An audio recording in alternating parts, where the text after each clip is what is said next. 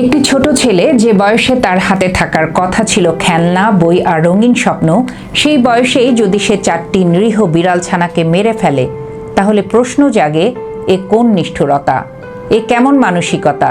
সমাজ আসলে কোথায় দাঁড়িয়ে আছে? প্রাণী হত্যা শুধু একটি নিষ্ঠুর কাজ নয়, এটি মানুষের ভেতরের মানবিকতার মৃত্যুরও প্রতিচ্ছবি। একটি শিশু জন্মগতভাবে আসলে নিষ্ঠুর হয় না। তার মন থাকে সাদা কাগজের মতো, যেখানে পরিবার, সমাজ এবং পরিবেশ প্রতিদিনই কিছু না কিছু লিখে দেয়।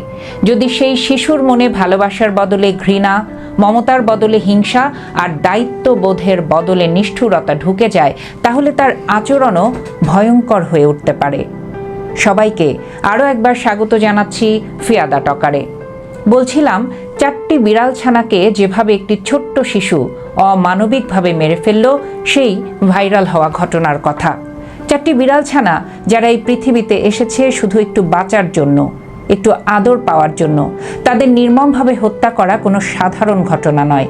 এটি একটি সতর্ক সংকেত, কারণ আজ যে প্রাণীর প্রতি নিষ্ঠুর, কাল সে মানুষের প্রতিও একই রকম হতে পারে। সহানুভূতি না শেখা শিশু একসময় সমাজের জন্য বড় হুমকি হয়ে দাঁড়াতে পারে। আমরা হয়তো প্রায়ই ভাবি, এ তো শুধু একটা বিড়াল ছানা, কিন্তু ভুলে যাই জীবন্ত জীবনই, সে মানুষ হোক, পশু হোক কিংবা পাখি।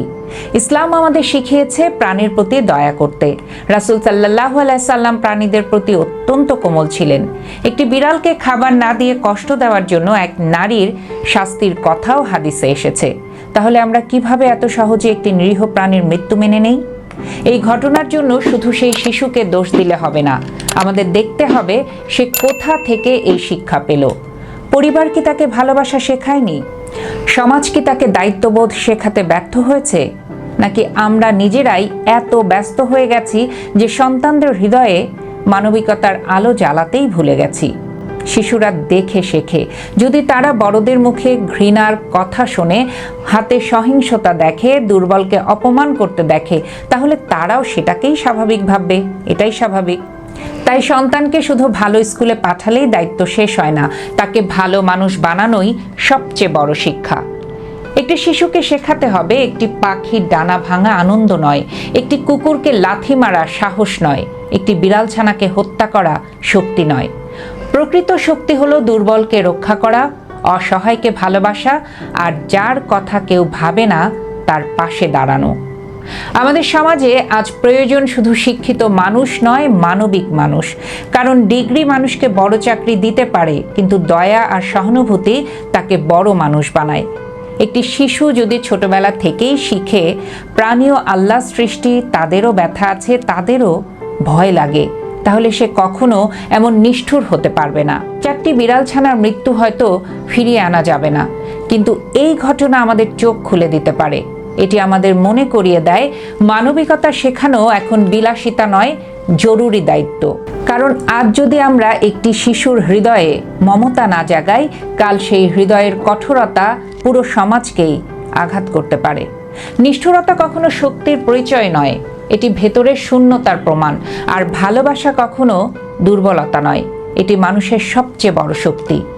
তাই আসুন আমরা আমাদের সন্তানদের শুধু সফল নয়, সহানুভূতিশীল মানুষ বানাই। তাদের শেখাই প্রাণ বাঁচানোই মহত্ব, কষ্ট দেওয়া নয়। কারণ যে শিশু একটি বিড়ালকে ভালোবাসতে শেখে, সে একদিন মানুষকেও ভালোবাসতে শিখবে। মানুষ হওয়ার শুরুটা হয় মমতা থেকে, আর যেখানে মমতা মরে যায়, সেখানে মানুষ বেঁচে থাকলেও মানবতা বাঁচে না। এই কথাটি মনে রাখবেন। সন্তানকে চেষ্টা করবেন এই শিক্ষাগুলো দিতে, যে প্রাণের প্রতি মায়া প্রত্যেকটা মানুষের থাকা উচিত। আপনি যদি কোনো প্রাণের প্রতি মায়া দেখান, আপনার সন্তানটিও অবশ্যই দেখাবে।